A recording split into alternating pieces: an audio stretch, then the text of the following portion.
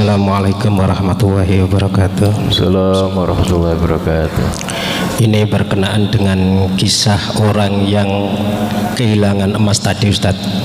Kebetulan emas itu kan ditemukan oleh anak, dan anak itu anak dari orang yang bekerja tidak terpenuhi gajinya, Ustadz.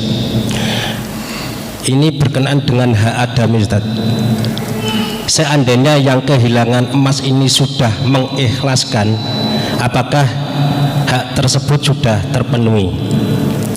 Dan yang kedua, ini ada titipan pertanyaan, Ustadz. Sebenarnya pertanyaan ini pernah ditanyakan oleh Ustadz Budi. Bolehkah kita berkorban dengan dua niat? Yang diniatkan dengan akikah yang kebetulan melahirkan anak di hari Arafah, atau mana yang lebih didahulukan? Atau karena kebetulan anak ini anak laki-laki, yang satu diniatkan untuk akikah, yang satu diniatkan untuk berkorban? Tolong dijelaskan, Ustaz. Terima kasih. Yeah. Tapi saya nerima tilian apa gak? Dengan kondisi. Iya. Jadi yang kita garis bawahi tadi dari kisah ya, riwayat Nabi Musa tadi itu adalah bahwa Allah itu akan memberikan hak kita yang dizalimi orang dalam bentuk yang terkadang kita tidak sangka-sangka. Ya. Anak kecil kan nggak nyangka itu bosnya gaji bapaknya. Ya. Skenario-nya Allah Subhanahu wa taala. Ya. Bagaimana kalau sudah mengikhlaskan? Ya kan ini artinya Allah itu akan memberi tadi itu, mengembalikan pasti dengan persis. Ya, bahkan kadang ada bonusnya. Jadi itu yang kita garis bawahi, bahwa Allah itu maha adil. Jangan sampai kita mendolimi orang. Karena apa? Karena itu rugi, pasti akan terambil dari kita. Kalau terambil ketika kita sedang kuat, nggak terasa. Tapi ketika terambilnya itu saat kita lemah, itu kan sangat terasa. Ya. Padahal harus diambil. Ya. Makanya kita harus selalu bagaimana bisa baik, ikut orang-orang baik, kumpul dengan orang-orang baik, pasti Allah akan pertemukan kita dengan kebaikan tersebut dan pertemukan dengan orang-orang baik, sehingga insya Allah hidup kita itu tentram, nyaman. Ya. Jadi itu yang kita garis bawahi, ya, bahwa itu Allah maha adil, ya. Sehingga kita jangan terlalu frustasi ketika ada orang mendolimi kita. Justru kadang itu menjadi tabungan ketika kita itu Allah akan kembalikan saat kita sangat membutuhkan sekali. Mungkin waktu diambil itu kita bisa usaha yang lain, tapi Allah berikan tadi ketika kita sudah lemah dan yang lainnya, ternyata dapat rezeki banyak, anak kita menjadi super sukses ataupun yang lainnya. Jadi kita yakin Allah itu adalah maha adil, ya.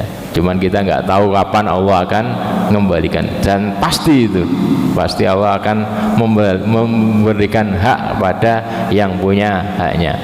Adapun yang kedua yaitu tentang menggabungkan antara akikah dan kurban.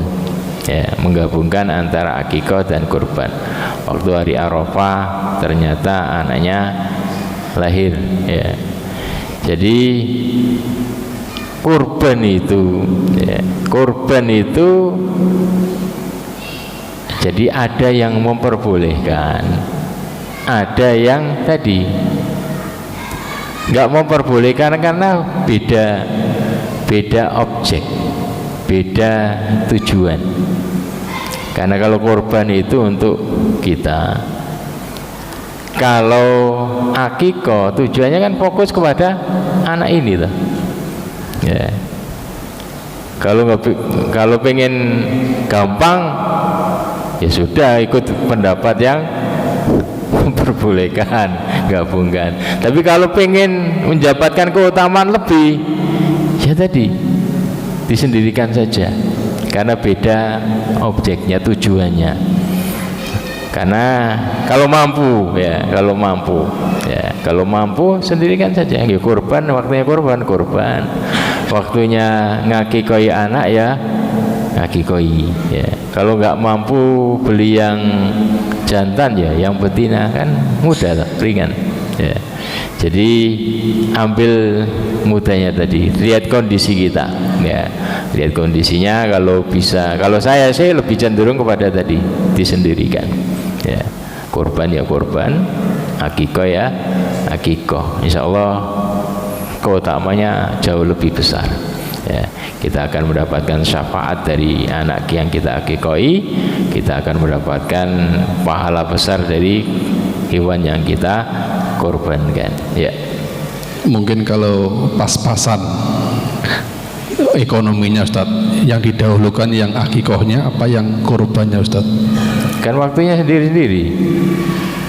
Ya, kalau yang tadi kan Arafah, jadi hari ke-7 nanti. Enggak, maksudnya waktu akikoh bertepatan dengan Idul Adha-nya. Pas waktunya. Iya, di hari tasriknya juga maksudnya. Iya. Pas di hari ininya. Ya tinggal niatnya tadi itu. Maksudnya lebih utamanya di kita untuk akikoh kambingnya itu, atau kambingnya itu untuk korbannya gitu maksudnya. Oh, kita alokasikan untuk apa yang lebih jadi utama. Kalau mampu sendiri-sendiri ya dua-duanya dikerjakan.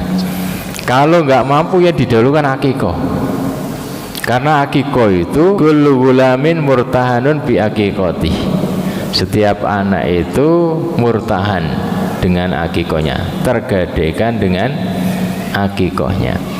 Di antara ulama ada yang menjelaskan bahwa itu terkait juga dengan ini, terkait dengan apa, syafaat anak kepada orang tua.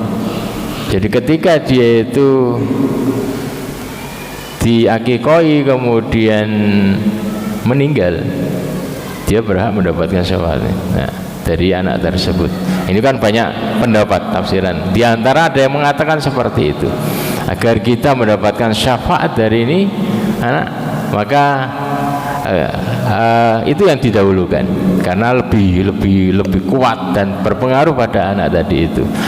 Kalau korban kan untuk kita, kalau ini kan untuk anak. Dari antara terjemahan dari murtahan itu adalah bahwasanya anak itu tersugestikan dengan korbannya, agar dia ini tumbuh baik secara agama maupun secara tubuh dia, jasad dia. Ya, jadi kalau dananya terbatas, akikoh saja, fokus akikoh.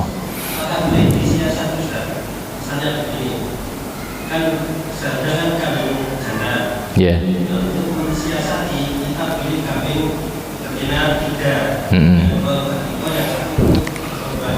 Gak apa-apa, lebih bagus gitu.